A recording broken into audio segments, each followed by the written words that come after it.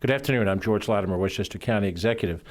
We normally intend to give a once-a-week update on the status of the COVID-19 outbreak here in Westchester County, but we've had a significant incident in the village of Pleasantville that warrants our attention and a little bit of discussion about it. I'm joined here by Dr. Charlita Amler, who is our Commissioner of Health for Westchester County, and I'm also joined by Mary Fox Alter, who's the Superintendent of the Pleasantville School District, and they're both going to be speaking in a few seconds to give us a little bit elements of the situation that we face. Westchester County Health Department had been notified that two priests in the parish of Holy Innocents Catholic Church, which is located in downtown Pleasantville at 431 Bedford Road, have tested positive for COVID-19. And also one other church staffer has tested positive. So 3 individual positives that we're aware of at the moment directly connected to this particular outbreak. The priests involved were serving Mass and other functions over the course of the period from August 24th to August 30th, including a full schedule of Saturday and Sunday Masses. Those of you who, like myself, are Roman Catholic know what that represents. This would mean, even though there's a reduced attendance for each Mass service, this would be a significant group of people over multiple different activities. Morning Mass on the 24th and the 26th. On the 29th, there were ceremonies for First Communion class, and on August 30th, Sunday, August 30th, all Masses at Holy Innocents Church in Pleasantville. So with this significant number of people that attended services at the church, there is an exposure to both of the two priests and perhaps to the staffer as well. There's some testing information that we're going to go into. What I'm going to first do is ask Dr. Amler to outline what happens in a situation like this. What do we do when we know that there's a potential exposure? What does this represent? I'm going to ask Mary to talk a little bit about the response in the Pleasantville community, and then we'll tie that together and we'll open it up to some questions. I'll also give you general COVID information numbers for Westchester County. We are going to see most likely a rise in the number of active cases and a rise in the number of positives that come out of this, whatever that number is. You may recall we had a spike in late June in Chappaqua that ultimately represented 27 additional cases. And we want to monitor it so that we try to manage it, and as Dr. Amler will say, using contact tracing to try to identify the parameters of the contagion so that it does not spread. You may recall when we began this a little over 6 months ago, it began with an individual who contracted the disease. It was not known that he had COVID, nor did his local medical doctors at the local hospital know that he had COVID. And during the period of time that he was unknowingly in contact, he contacted a number of religious services in New Rochelle, and thereby began an infection that became very significant, a significant outbreak. So this is probably the most analogous situation to that one. And now we'll talk first with Dr. Amler about the County Health Department's role in dealing with this outbreak. Dr. Amler. Thank you. So we're in a much different situation than we were back in March. Back in March, you will remember me telling you that when you asked me questions, a lot of times I said, I don't know, we don't know the answers to that. Well, we've come a long ways from those days to now. So the health department was notified about an individual case yesterday morning. We became aware, and we immediately began our contact tracing, which is we speak to the individual who's tested positive. We try to find out what activities they've done, who they might have been exposed to the disease by, and who they might have themselves exposed. And so over the course of this, we became aware that there had been a number of Mass that this individual had participated in, and some First Communion ceremonies. And so information was sent out by the county yesterday that kind of outlined what we knew around those events. So in investigating this, we did determine that there were, as the county executive said, 2 other individuals who had tested positive. And so that gives us 3 cases associated with this cluster. And so already, I mean, we've known about this a little over 24 hours. We have now put into place, we're going to be partnering with Phelps Hospital, and Phelps will be doing testing related to this event at their drive-through facility on their campus near their emergency room. So that drive-through facility is at 701 North Broadway. It's Phelps Hospital. This is in Sleepy Hollow. It will be open Saturday, Sunday, and Monday. The hours for the drive-through will be 9 to 4:30. And as I said, if patients drive to Phelps Hospital, go to the emergency department, they'll see signs for the tent. And we want people to stay in their car and drive that the directions tell them. And again, this is just for individuals who attended Mass or the First Communion events related to this outbreak. In addition, the county, we have been working very closely with the Archdiocese and Pleasantville School District and the village, and the state has a coronavirus hotline number that I wanted to remind people of in case there are general questions around COVID. So that is 888-364-3065. We also have a COVID hotline number for the public in regards to questions regarding self-quarantine and medical providers seeking information, and that number is 866-588-0195. And just the general public, again, wanting information about testing, can also call 888-364-3065. And 211 is also always a source of available information. And just in general, if people do get tested for this virus at the Phelps drive-thru and they test negative, that will not release them from quarantine. So anyone who attended the masses on the date that we talk about, which is August 24th through August 24th, August 26th, August 29th, the First Communion ceremonies, and August 30th, the Masses, any individuals who attended these events should place themselves in voluntary quarantine for 14 days from the last date that they had an exposure. And if they go and get tested and they test negative, that does not release them from the quarantine. They still need to quarantine for 14 days. And I just want to remind people we're going into a holiday, a 3-day weekend. It's a time when people want to get together with their families and friends. But if you are someone who's been told to quarantine, this doesn't mean go out and have a nice time with your neighbors and friends. This means you should not expose anyone else because you could be positive, you could be infectious, you could spread this disease to people you care about, and they could have a very bad outcome. So we're asking people to please, if you attended these events, be responsible. Quarantine yourself for 14 days from the last time you were at one of these events. Thank you. Thank you, Dr. Amler. The Pleasantville community has responded very quickly to this situation, both the village of Pleasantville, led by Peter Shearer, who's the mayor, and Eric Morrissey, who's the village administrator, and also the Pleasantville School District. We're on the cusp of opening schools all across New York State, so there's probably not a worse time for an outbreak to occur.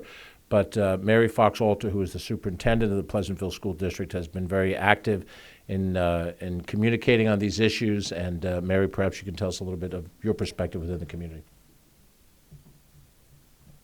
Hi, good afternoon. So as Dr. Amler and George mentioned, very quickly, as soon as we found out about this, the mayor and I were on the phone late at night. First thing in the morning, Eric Morrissey and I and the mayor got together and developed a level of planning. We reached out to Holy Innocents. Dr. Luke was very informative to us. And by literally within an hour, we had Dr. Amler. I was very lucky to have her cell phone number and Dr. Hewitt They were incredibly responsive. We wanted to put out a message to our community. A lot of our parents were calling us. I've been in Pleasantville 31 years. Pleasantville is a small community. Everybody knows each other, which is a wonderful thing, and we have a great relationship with our village and our village partners. So all of that came into play that day. We had a message out to the community, and I promised Dr. Amler and George that later on in the day I would be sending out the county information. And then people did share with us that because now we have to implement a screening protocol as part of the state procedures for the opening of schools. And every day, every individual that comes into the schools has to answer 3 questions.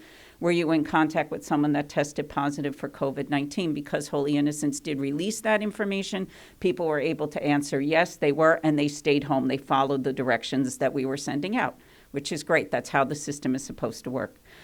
These are very challenging times and unprecedented times, but having partnerships and relationships and having things fall into place literally by 4:30 yesterday, we had a communication ready to go out. It was sent out to the community. I then sent out the county's information later on, and we received by the end of the day yesterday parents telling us about, Mary, I was at that communion. I'm going to quarantine for 14 days. We are opening up in a hybrid model with kids next Thursday. So we had staff using this self-identification protocol, which is what it's supposed to do. It did what it's supposed to do. And families, the hybrid model, you've all read about it, you've all reported on it, involves a lot of technology, and we're going to put it to use next week. So families that are quarantined can join classes live and still participate in the opening of schools. I do want to thank our wonderful village, Eric and Peter, and of course our county partners for the very quick and fast response. It's a very tricky situation. I would imagine every parishioner, because they've said it to me, my parents have said it to me, Mary, I went to Mass, they were hand sanitizing, I wore my mask, I did everything I was supposed to, I was 6 feet away. Why? I said, you know what?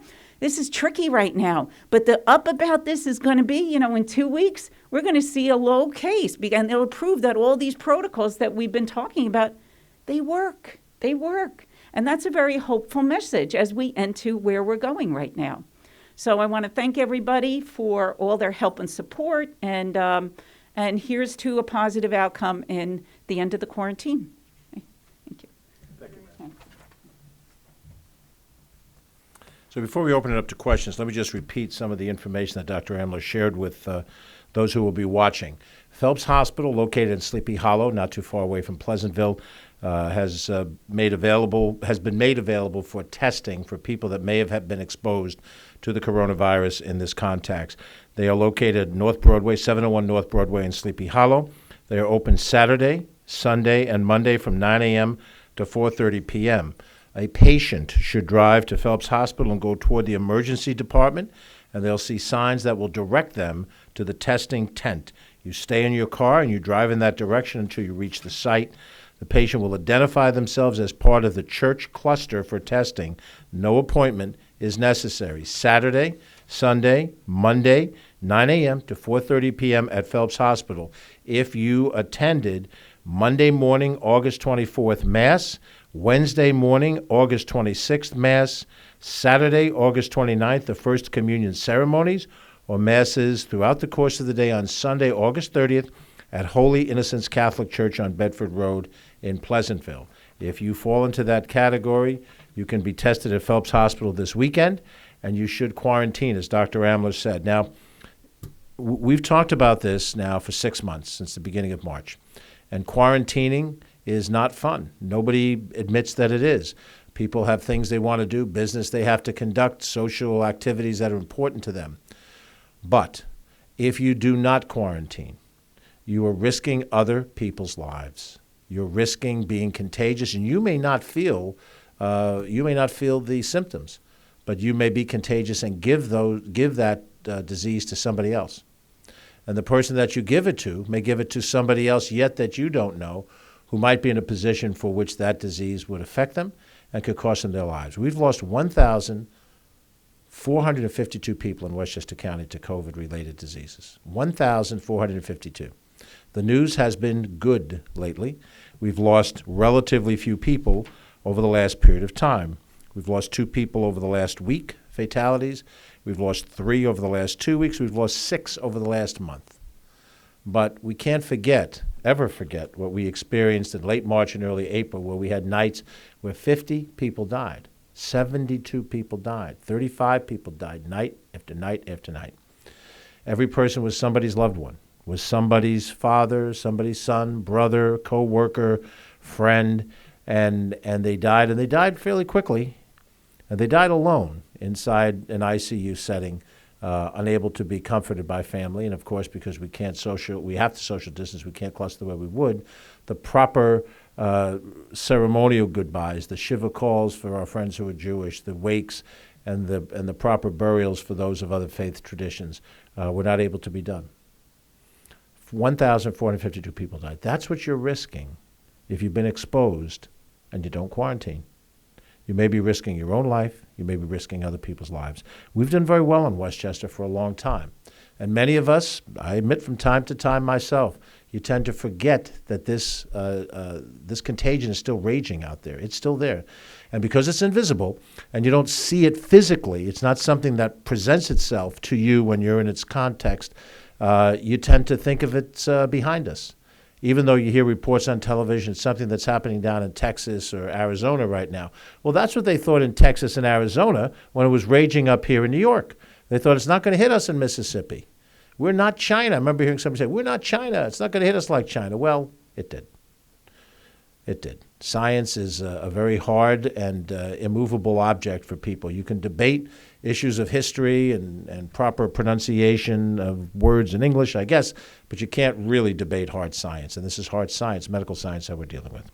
So if you have been exposed, you need to quarantine. You have a mechanism by which you can be tested. Dr. Amler mentioned the hotline numbers that are there. We'll put it out on our social media today, so if you want to go to Westchester County Government Facebook page, we'll have hotline numbers there that you can use to call if you'd like to, and out of this process. As Mary said, I think very articulately, we can overcome this.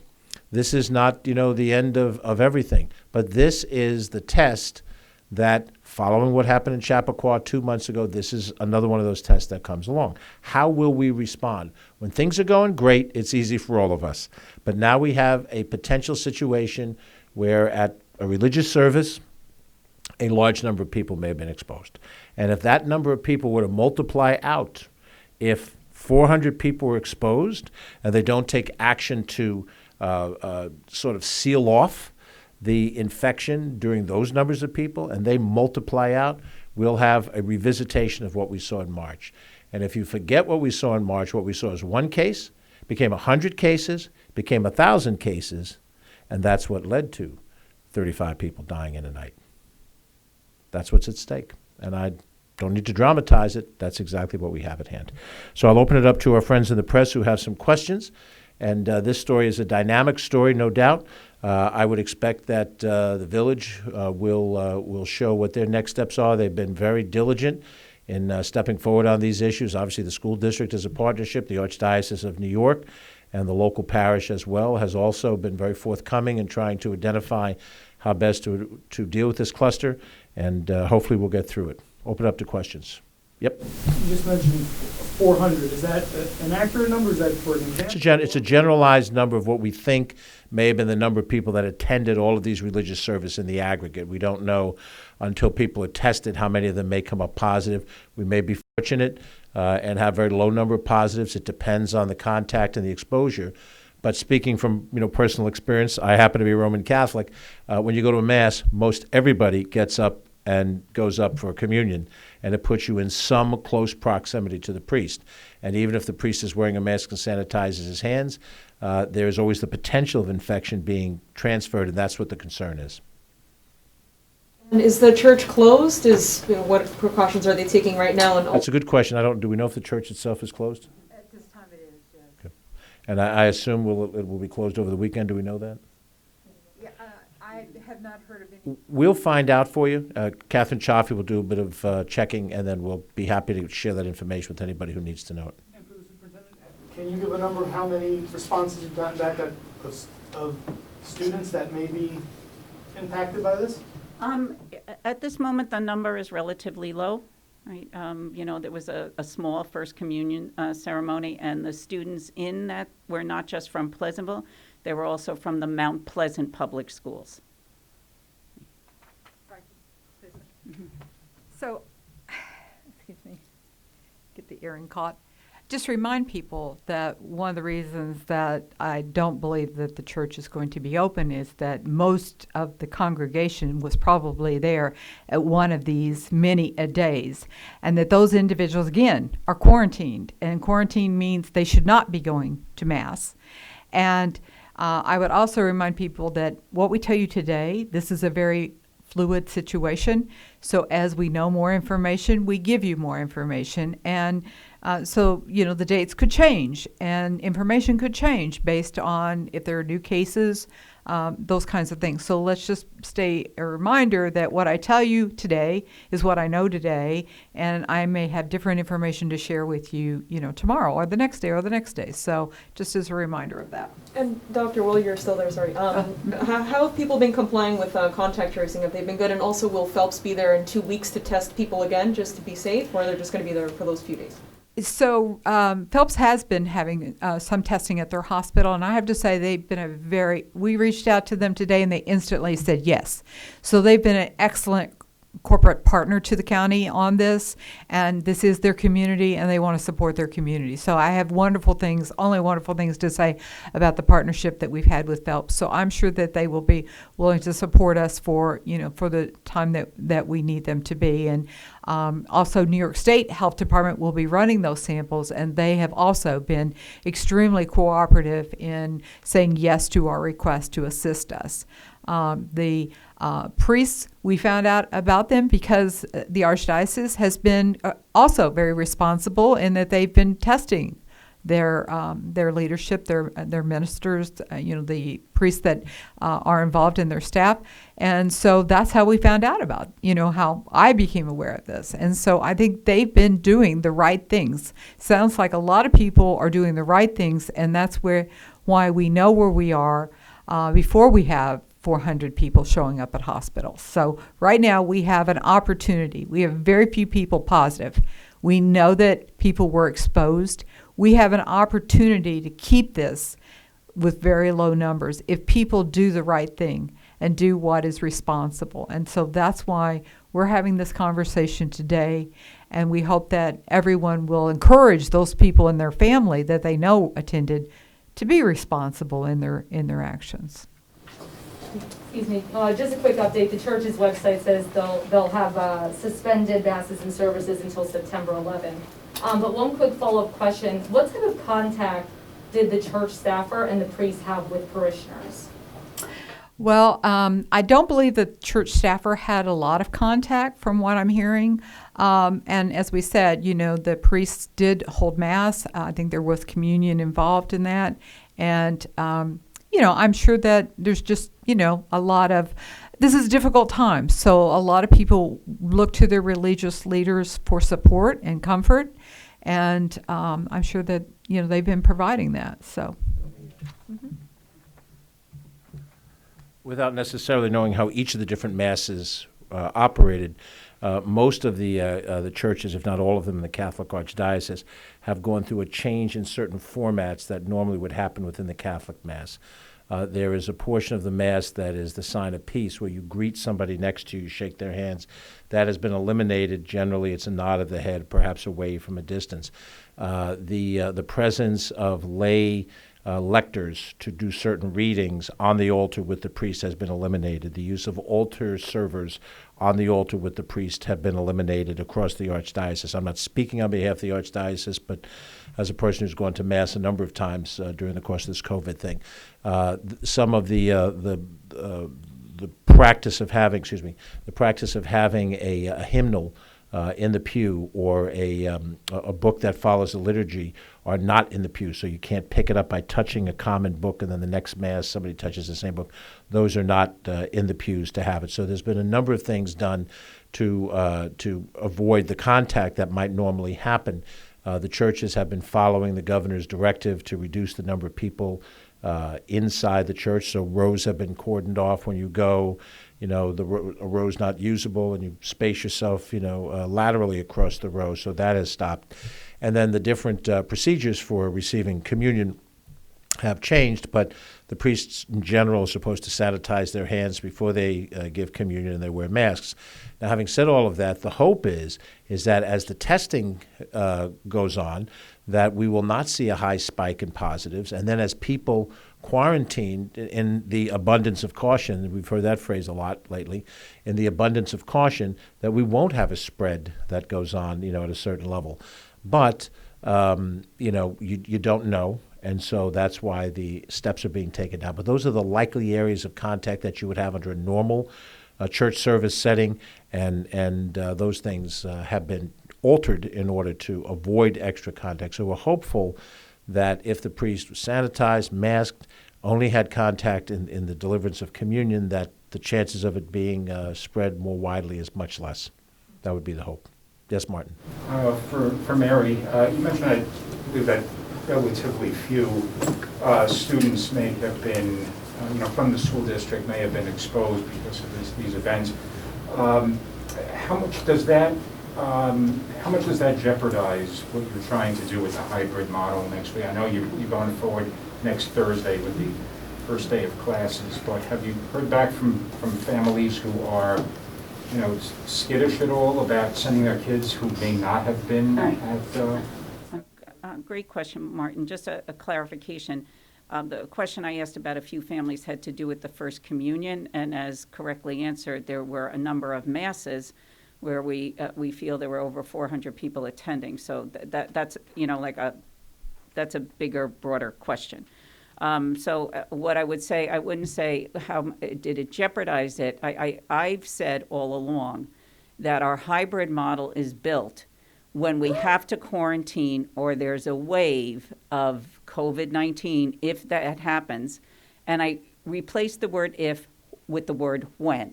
So the model is built to absorb bumps in the road as we're going to go through periods of like this for this year.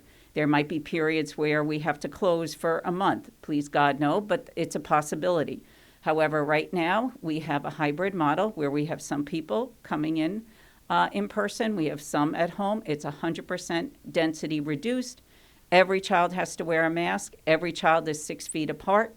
We've taken care of all the sanitizing, the halls, and that has given a level of comfort. I will say that parents are many human beings. This is a national, international pandemic, so there is anxiety here.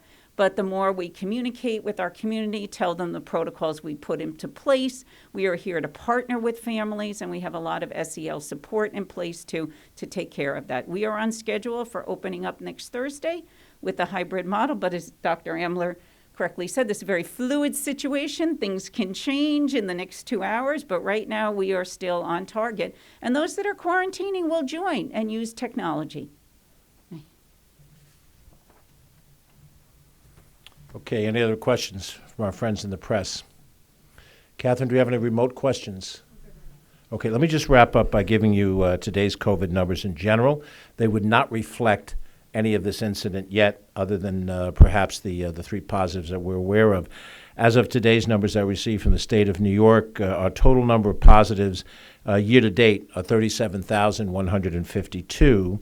36,621 of those folks have passed the 2-week period of time, and many of them quite a while ago. This is an aggregate number over the course of the 6 months.